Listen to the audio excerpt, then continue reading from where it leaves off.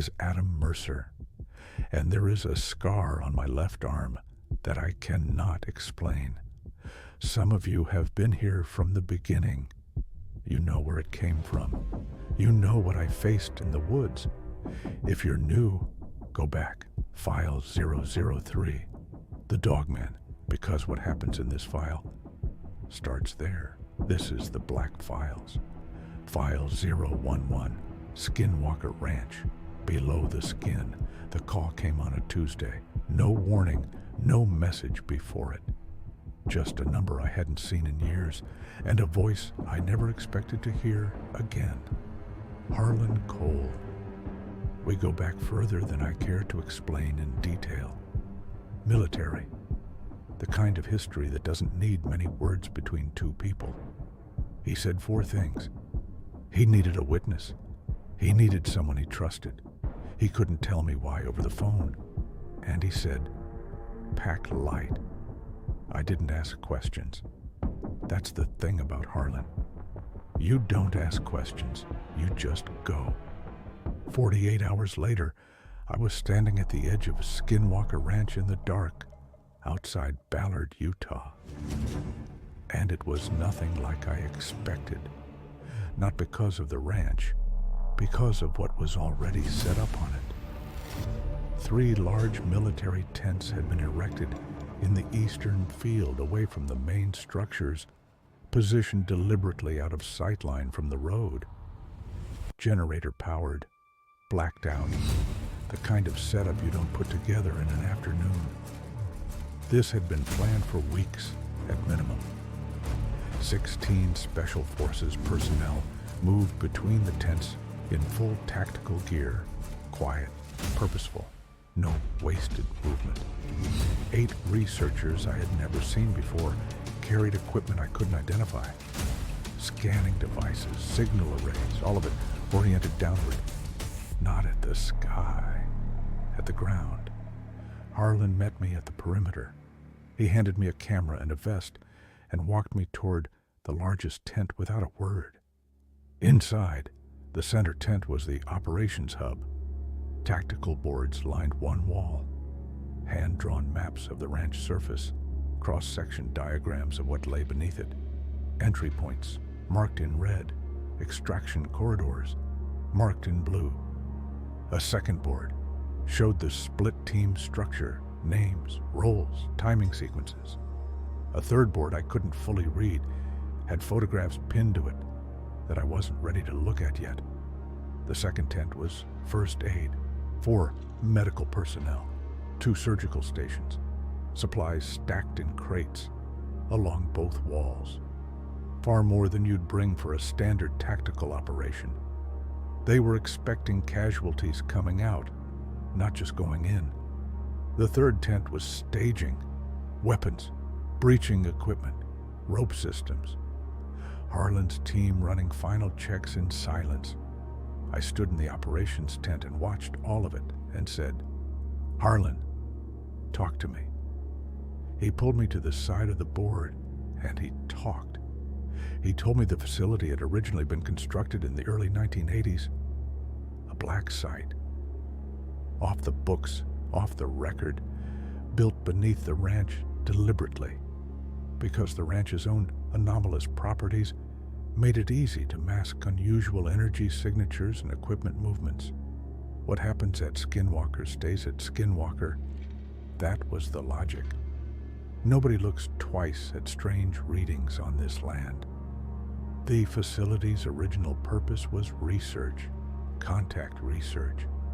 They had detected something below the surface, not geological, not military, and they had built downward toward it. At first, it was controlled, documented. They believed they were managing a relationship. They were not managing anything. By the mid-90s, the facility had been overrun. The team below never came back up. The access was sealed from the surface, and officially the site was declared a catastrophic containment failure. Buried in paperwork, forgotten by most of the people who knew about it, but not forgotten by the intelligence network that eventually picked up what was still happening down there. For years, decades, the activity had been cattle, animals taken from surrounding farms, from the ranch itself. The mutilations that made Skinwalker Ranch famous on the surface were a symptom of something far beneath it. The creatures below fed on biological material and on fear. Cattle were plentiful. Cattle were easy. Then the intelligence changed. Harlan looked at me when he said the next part. He looked at me the way you look at someone before you say something that cannot be unsaid. The cattle stopped. Roughly 3 years ago, the pattern shifted. The disappearances closest to the ranch changed in profile.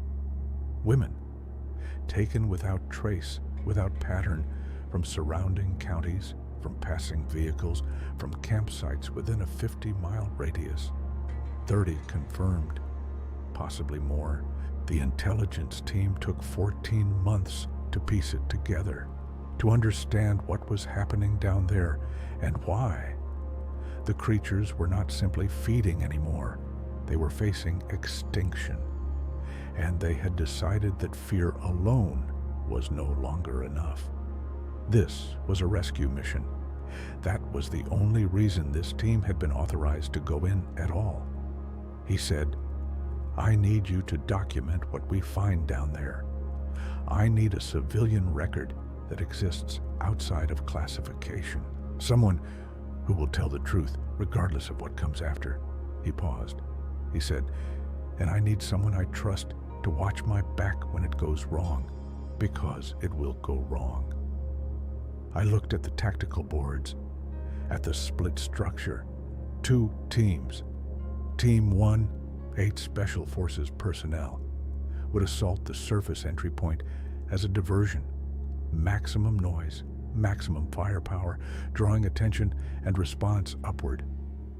Team 2, Harlan, 8 soldiers, the researchers and me, would breach the secondary access point on the western foundation while the diversion held.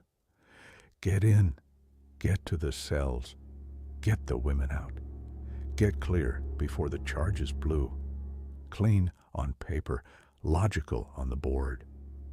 Harlan looked at the board for a long moment.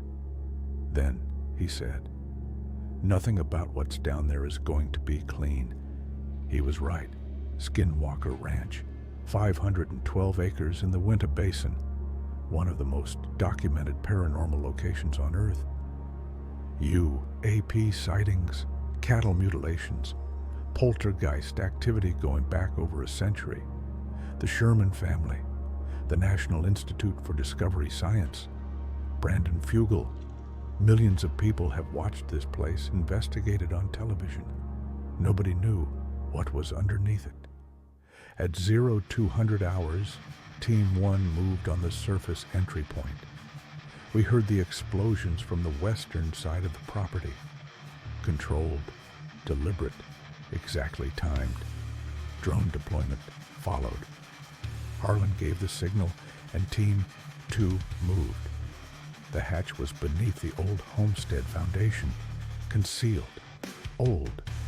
The researchers found it in under 20 minutes, which told me they already knew exactly where to look. We went down. The facility below was not small. Corridors, labs, rooms sealed from the outside. Whatever it had once been, organized, funded, purposeful, it had been overtaken. Years ago, by the look of it. Equipment destroyed. Walls marked with things I won't describe in detail. The air tasted like copper and something else. Something I had no name for. Harlan kept the team moving. No one spoke above a whisper. Then we found the cells. 30 women, alive. When the doors opened, some of them pressed themselves into the corners. Some of them ran straight at us. Some of them just stood, shaking, staring at the soldiers like they couldn't process what they were seeing. We started moving them out, and as we moved, they started talking. What they described, I am not going to repeat all of it. Some of it isn't mine to tell, but I will tell you this. They had been taken from their lives, from roads, from car parks, from their beds, brought down here one by one, kept in a state of terror, deliberately, consistently, methodically, because whatever was down there fed on fear. That was the fuel. That was the point. And the other thing they described, the attempts to use them, to continue something, a species dying, a race trying to survive by any means necessary. I kept filming. I kept moving. I kept my face still. Inside, I was barely holding it together. Then the lights failed, and they came. I cannot tell you exactly what they looked like in the dark. Fast, completely silent until they weren't. The soldiers opened fire, and the sound in those corridors was deafening. The researchers went down first, then 2 soldiers on the rear flank, then another on my left. Harlan grabbed my arm and pulled me forward, the women running ahead of us, and I could hear things moving in the ceiling above us, in the walls, like the building itself had come alive. We found a junction corridor, and Harlan pushed everyone into it. He counted the soldiers left, 4. He counted the researchers, none. He looked at me and said nothing. We were losing. The aliens, and I am using that word because I have no other, were hurting us, cutting off exits systematically. They had done this before. This was not their first time defending this space. 2 more soldiers went down in the next corridor, then 1 more at the stairwell. Harlan and I had the women and 1 other soldier and no clear route out. I remember thinking, this is where it ends. This is the file that doesn't get finished. And then my arm started burning. I have felt the scar before. Cold weather, stress, moments when something unseen feels close. But this was different. This was not a warning. This was a door being unlocked from the other side. The light came from the scar itself, white and deep and wrong in the best possible way. And it split the wall beside me like paper. Not an explosion, not a physical breach, a tear, a rip in the fabric of whatever separates here from somewhere else. I had no idea what I had done. I hadn't done anything. It had done it through me. And then they came through, the Dogmen. If you heard File 003, you know I have stood close to one of these creatures. You know what that felt like? You know the size, the weight of presence, the absolute certainty that you are in the company of something ancient and apex and completely beyond your frame of reference. Now multiply that. They poured through the rip in a wave. 4, 6, 8. I lost count. And the sound they made when they hit the first alien was something I will carry to my grave. Not rage, not frenzy, something older than both, like watching something reclaim what was taken from it. The aliens who had been systematically dismantling a 16-man Special Forces unit, completely outmatched within seconds. The corridors that had been their hunting ground became something else entirely. And the Dogmen, they moved around me, through the chaos, around the women, around Harlan. Every one of them passed within feet of me without breaking stride, without even a glance, because of the scar. I don't fully understand it yet, but they know it. They know what it means. And whatever I am becoming, whatever that toxin started in the Dogman woods, whatever that mark is making me, I am not prey to them. I don't know what I am to them yet. That is a question for another file. Harlan found the maintenance shaft at the far end of the service corridor. Old, barely maintained. A single lift, barely a box, built for equipment, not people. He looked at it. He looked at the women. He started running numbers out loud. Groups, 2 at a time, 3 runs minimum. He got the first group in, then the second, then the last of the women. The sounds from deeper in the facility were changing. The Dogmen and the aliens were still fighting, but something was shifting. A new push, faster. Harlan had the detonation charges set on a timer. He looked at me. I said, "You're coming up on the last run," he said. "There isn't a last run, Adam." I said his name, just his name.